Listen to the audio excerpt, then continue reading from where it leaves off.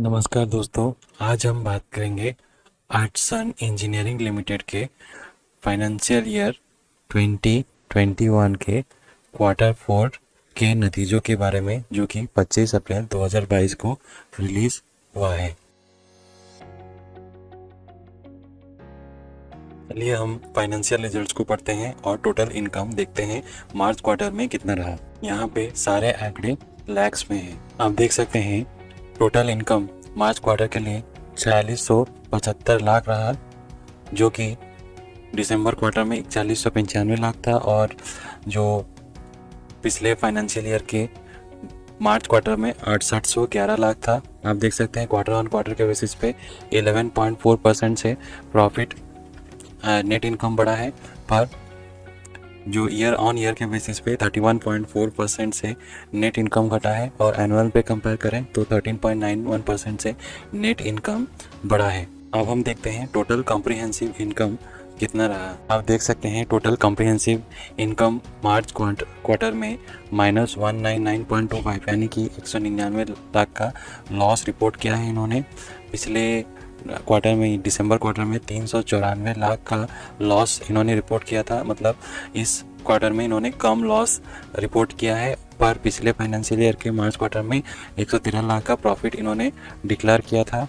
और अगर financial year में देखें तो पिछले फाइनेंशियल ईयर में 560 लाख का लॉस, और इस फाइनेंशियल ईयर में कंपनी ने 501 लाख का लॉस रिपोर्ट किया है। अब हम चलिए जानते हैं रीजन ऑफ लॉस। लॉस का रीजन क्या है। अब अगर हम एक्सपेंसेस को कंपेयर करते हैं तो हमें रीजन ऑफ लॉस पता चलता है।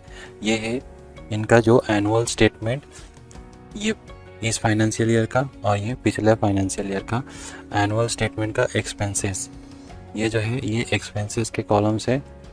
आप देख सकते हैं ये जो है ये नंबर और एक नंबर कुछ सिग्निफिकेंट बड़े अमाउंट है, जो कि लॉसेस को सिग्निफिकेंटली एनहांस करते हैं। आप देख सकते हैं ये जो अमाउंट है और ये जो अमाउंट है ये सिग्निफिकेंटली लार्ज अमाउंट है, और ये इनके जो टोटल इनकम है 17,351 लाख, उसमें से आप देख सकते हैं ये जो दो अमाउंट है ये लगभग 40% के आसपास कंस्टिट्यूट करते हैं इनके टोटल इनकम के।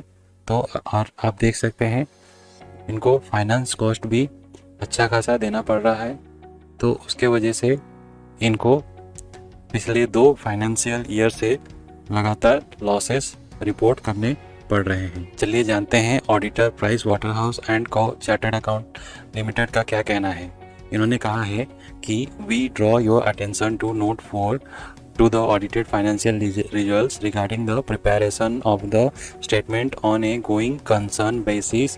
The company has incurred a net loss of 502.89 lakhs during the year ended March 31, 2022, and as of that date the company's accumulated loss and net worth stood at rupees 5,215.89 lakhs and rupees 49.54 lakhs respectively. These factors indicate the existence of a material uncertainty that may cast significant doubt about the company's ability to continue as a going concern. अब चलिए पढ़ते हैं management का क्या कहना है। Management का कहना है कि company would be able to meet its cash flow requirements for the next 12 months from the date of financial results considering the following reasons. Reasons क्या है? Company expects growth in the business, improvement in the operating margins and improvement in the cash flows in the future by focusing on the following. The company has a pending order book around 20,057.79 lakhs at 31st March 2022. Additionally, the company is hopeful of receiving some orders for which it has already submitted its bids. Company is in the process of bidding for multiple projects for Tata Projects Limited holding company and is hopeful of receiving orders from TPL in the coming quarters based on competitive bidding and arm's length pricing norms. Company plans to successfully pursue for customer claims in the next quarters, which would significantly improve its operating margins as well as its cash flows.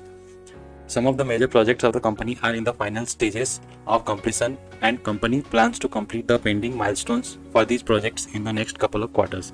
This would reduce the unbilled revenue amount, which in turn would improve the working capital cash flow situation of the company. During the quarter ended 30 June 2021, company converted its payable to holding company amounting to 1,000 lakhs into an interest-free loan for a period of 10 years. This has improved the overall working capital situation of the company. Additionally, as per requirements of IND AS 109, the company has computed the deemed financial benefit on the interest-free borrowing availed, and the said benefit has been taken to other equity, which has improved its net worth position. As at 31st March 2022, there are 3 directors nominated by TPL on the board of company, which demonstrates its continuous operational and business support. Based on the assessment performed above, the management has prepared the accompanying financial results on a going concern basis. तो दोस्तों, अगर हम इसका technical chart study करते हैं, आप देखेंगे ये एक साइक्लिकल स्टॉक है। आप देख सकते हैं टाइम हराइजन 2006 से 2021 के बीच में इसने 4 बार टॉप बनाया और 3 बार बॉटम बनाया, और ये इसका अप ट्रेंड डाउन ट्रेंड लगातार चलता रहता है। आप देख सकते हैं अभी पिछले 2 फाइनेंशियल ईयर से कंपनी लगातार लॉस रिपोर्ट कर रही है, तो एक डाउन ट्रेंड बनने का संभावना आ रहा है आगे। तो ये जो लेवल है 99, तो इससे नीचे जाने की पूरी संभावना रखता है स्टॉक, तो इससे एग्जिट कर लेना ही बेटर रहेगा, जो कि मेरा एनालिसिस है। आपका एनालिसिस क्या है कमेंट बॉक्स में लिख के ज़रूर बताएं, और वीडियो को लाइक शेयर और सब्सक्राइब करना ना भूलें। धन्यवाद। आपका दिन शुभ रहे।